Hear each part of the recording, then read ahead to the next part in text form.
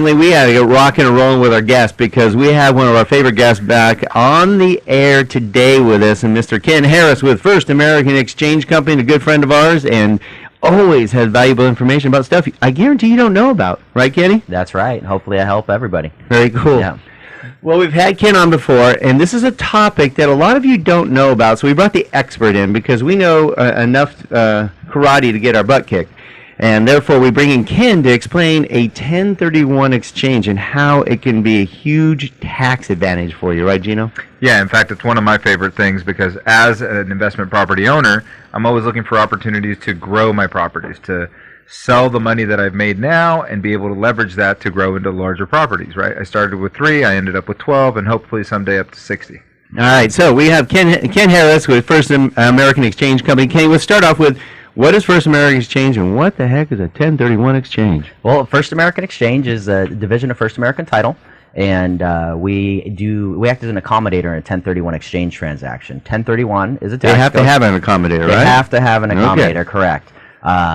So we act as the accommodator on behalf of the client, and it allows them to defer their capital gains tax basically into the acquisition of other investment property, to hopefully diversify their portfolio, or it could be many different things depending on the client's needs.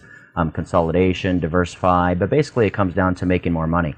Yeah, ultimately one of the things is as capital gains tax continue to rise in this country, it's becoming more and more important to utilize this tax deferral. Yeah, absolutely. You're looking at, it could be 20% for the feds right now, 12% for the state of California. There's an additional 3.8 towards the capital gains for the, the Obamacare, Medicare tax.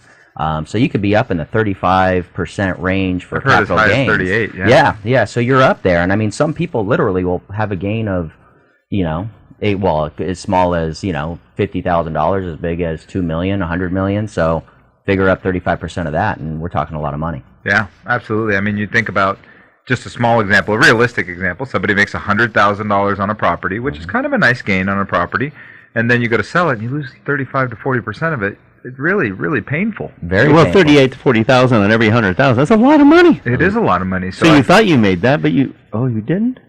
It's all you paper money. Paper money doesn't work. No. So what you can do is, utilizing a 1031 exchange, is roll that into the next property that you purchase, right? As long as it's equal and like.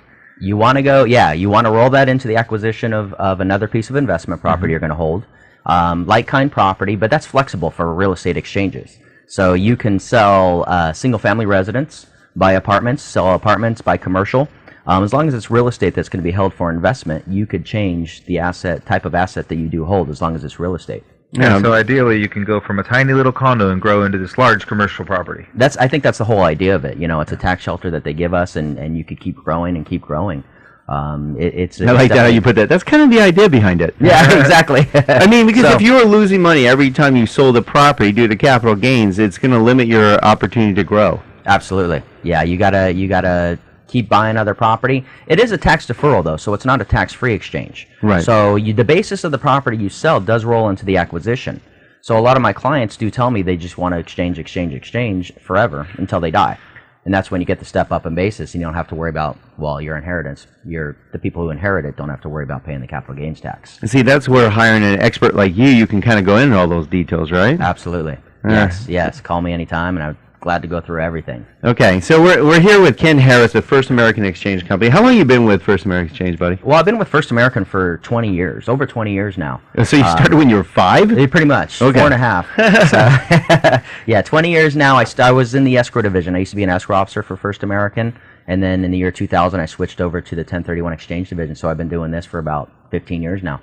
Wow. And you do this in your sleep, which is really nice. And anytime you do anything like this, it's imperative you talk to a real expert, because you can get ideas from your friends and those who are wannabes and think they know what they're talking about, and then all of a sudden you're paying taxes, or you're caught between a rock and a hard place. Whereas you can talk to somebody like Ken Harris with First American Exchange Company. That's what he does on a regular basis. So we're going to go into a little bit more details on how you can basically go from one investment property to your next investment property and defer those taxes. There's a lot of other little idiosyncrasies and advantages to using a 1031 exchange, and we're here with Ken Harris, the First American Exchange, and he's going to go into those details with you in just a few minutes, so don't go away. We'll be right back.